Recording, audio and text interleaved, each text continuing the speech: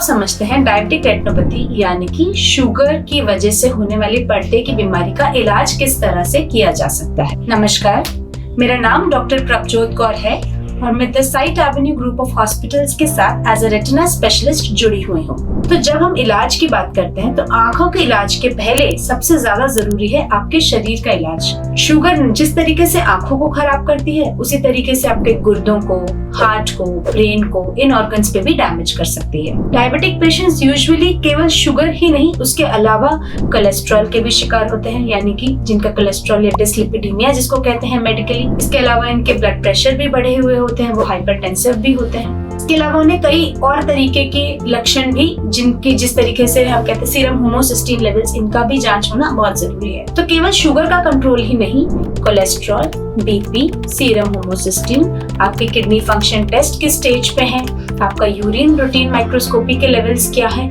इन सारी चीजों का भी जांच होना बहुत ही जरूरी है। अगर आपका ओवरऑल शुगर, बीपी, कोलेस्ट्रॉल ये सारी चीजें कंट्रोल रहेंगी, हीमोग्लोबिन अगर आप अनीमिक हैं तो अगेन उसकी वजह से शुगर ज्यादा खराब करती है शरीर को, तो इन चीजों को भी कंट्रोल करना बहुत ही ज्यादा जरूरी और महत्वपूर्ण है। तो इसका इलाज ना कि सिर्फ शुगर की दवाइयां बट इसके साथ डाइट और एक्सरसाइज का भी बहुत इंपॉर्टेंट रोल है। तो डाइट चार्ट अपने डायबिटीज डॉक्टर से आप लेंगे, उसको फॉलो करेंगे, रेगुलर मॉर्निंग इवनिंग एक्सरसाइजेस करेंगे। इसके अलावा स्ट्रेस मैनेजमेंट जो कि आपके शुगर को बढ़ाती है, तो स्ट्रेस को भी आप मैनेज करना बहुत ही ज्यादा जरूरी है। इन चीजों को कंट्रोल रखेंगे तो हमारे आंखों के इलाज का भी जल्द से जल्द और अच्छा असर आएगा। अगर ये चीजें इन कंट्रोल है तो फिर डायबिटीज का, डायबिटिक रेटिनोपैथी यानी पर्दे का जितना भी इलाज कर लो उसका ट्रीटमेंट का इफेक्ट इतना अच्छा नहीं आ पाता अगर आपका सिस्टमिक कंट्रोल अच्छा नहीं है। अब आते हैं आंखों के इलाज में। आंखों के इलाज मेनली 3 तरीके से किए जाते हैं। एक है आंखों में इंजेक्शन लगते हैं। अगर पर्दे में आपके ओसीटी स्कैन में सूजन दिखाई देगी तो आंखों में इंजेक्शन लगते हैं।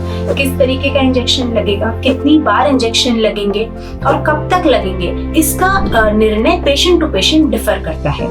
किसी में स्वेलिंग कम होगी, किसी में ज्यादा होगी, बट ये ध्यान रखना बहुत जरूरी है कि अगर कम स्वेलिंग है या आप अर्ली स्टेज में आ गए हैं, हमारे पास समय से हमारे पास पहुंच गए हैं, तो उसका इलाज करेंगे तो उसका रिजल्ट और ज्यादा अच्छा होगा रादर देन आप अगर लेट स्टेज में आते हैं तो अगेन इलाज तो है बट उसके आउटकम्स उतने ही डिलेड या उतने ही पुअर होते चले जाते हैं। तो इसलिए मैं इस पॉइंट पे बस यही समझाना चाहती हूँ कि टाइमली अपने आप को चेकअप के लिए लेकर आएं, टाइमली आइडेंटिफाई कराएं बीमारी को और उसका इलाज भी टाइमली कराएं। इंजेक्शंस के अलावा सेकेंड फॉर्म ऑफ ट्रीटमेंट होता है लेजर्स। कुछ होते हैं फोकल लेजर्स और एक होता है PRP यानी पैन रेटिनल फोटोकोएगुलेशन। इनकी टेक्निकल डिटेल्स में हम ज्यादा नहीं जाएंगे।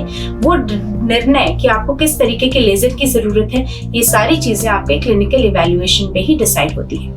और अगर हम लास्ट स्टेज यानी कि काफी एडवांस डिजीज के शिकार हो चुके हैं तो फिर उसमें ब्लीडिंग हो जाती है, पर्दा फट जाता है। इन सिचुएशन में आपको रेटिनल सर्जरीज की रिक्वायरमेंट पड़ती है।